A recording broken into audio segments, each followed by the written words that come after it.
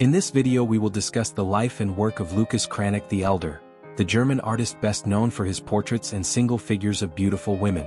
He was particularly celebrated for his depictions of the female nude, often in allegorical scenes. Cranach is known mostly for his portrait painting, woodcuts, printmaking, and has been described as being associated with a style which emphasized precision, Renaissance composition, and a focus on ethereal beauty. He was a dedicated painter who indulged a passion for the precise rendering of the human form. Who was Lucas Cranach? Let's find out, but first we welcome you to Realms Beyond, your best destination for learning about the art world past, present, and future. We invite you to stay till the end of this video so you can gain a deeper understanding about today's featured artist. Lucas Cranach the Elder, born in 1472, was a German Renaissance painter and printmaker, known for his portraits, especially of German princes and leaders of the Protestant Reformation. He was court painter to the Electors of Saxony and a close friend of Martin Luther. Cranach's work also includes religious subjects and nude scenes, with a notable shift towards Lutheran themes later in his career. Cranach had a large workshop and many of his works exist in different versions. His son Lucas Cranach the Younger and others continued to create versions of his father's works for decades after his death. He has been considered the most successful German artist of his time. Cranach learned the art of drawing from his father Hans Mahler. His mother died in 1491. Later, the name of his birthplace was used for his surname, another custom of the times. How Cranach was trained is not known, but it was probably with local South German masters. There are also suggestions that Cranach spent some time in Vienna in 1500. The first evidence of Cranach's skill as an artist comes in a picture dated 1504. Early in his career he was active in several branches of his profession. Sometimes a decorative painter, more frequently producing portraits and altarpieces, woodcuts, engravings, and designing the coins for the electorate. Early in the days of his official employment he startled his master's courtiers by the realism with which he painted still life, game and antlers on the walls of the country palaces at Coburg and Lacca. His pictures of deer and wild boar were considered striking, and the Duke fostered his passion for this form of art by taking him out to the hunting field, where he sketched His Grace running the stag or Duke John sticking a boar. Before 1508 he had painted several altarpieces for the castle church at Wittenberg in competition with Albrecht Dürer, Hans Bergmayr and others. The Duke and his brother John were portrayed in various attitudes and a number of his best woodcuts and copperplates were published. In 1509 Cranach went to the Netherlands, and painted the Emperor Maximilian and the boy who afterwards became Emperor Charles V. Until 1508 Cranach signed his works with his initials. In that year the Elector gave him the winged snake as an emblem or kleinod, which superseded the initials on his pictures after that date. Cranach's religious subjects reflect the development of the Protestant Reformation and its attitudes to religious images. In his early career he painted several Madonnas. His first woodcut, 1505, represents the Virgin and three saints in prayer before a crucifix. Later on he painted the marriage of Saint Catherine, a series of martyrdoms and scenes from the Passion. After 1517 he occasionally illustrated the old subjects, but he also gave expression to some of the thoughts of the Reformers, although his portraits of Reformers were more common than paintings of religious scenes.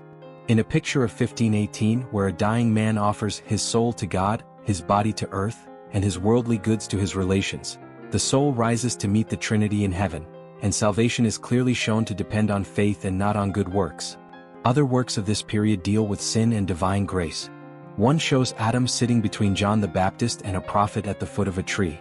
To the left God produces the tables of the law, Adam and Eve taste the forbidden fruit, the serpent raises its head, and punishment manifests in the shape of death and the realm of Satan.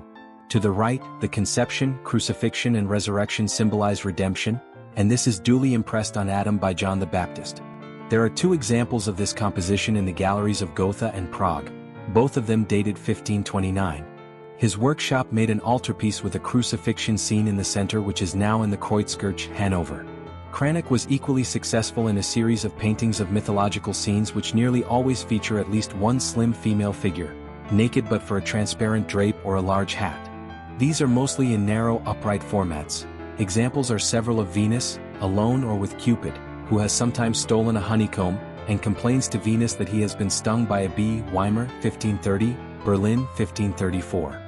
Other such subjects are the Three Graces, Diana with Apollo shooting a bow, and Hercules sitting at the spinning wheel mocked by Omphale and her maids.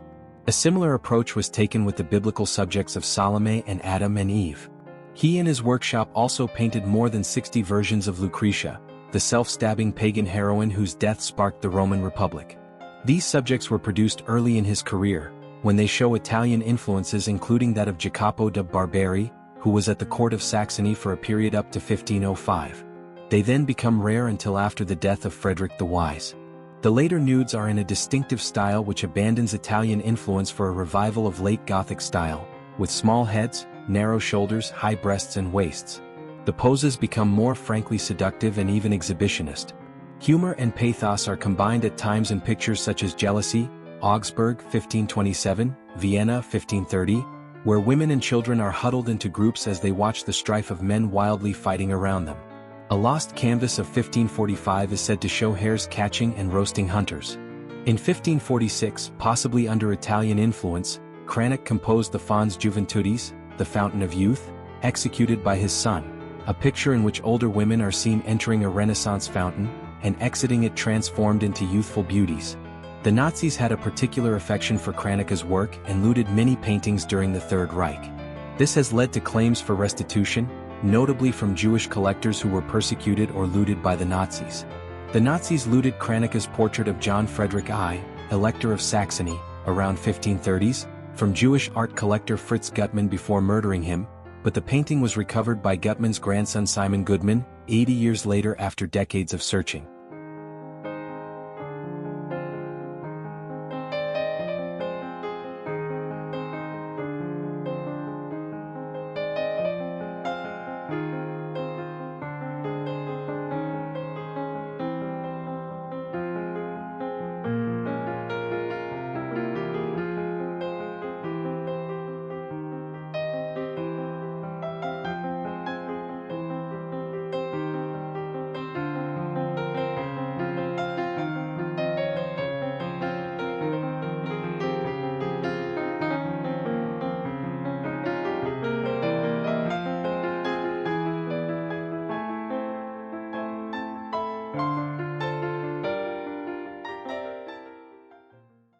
If you're enjoying the content so far, I would really appreciate it if you could take a moment to subscribe to our channel.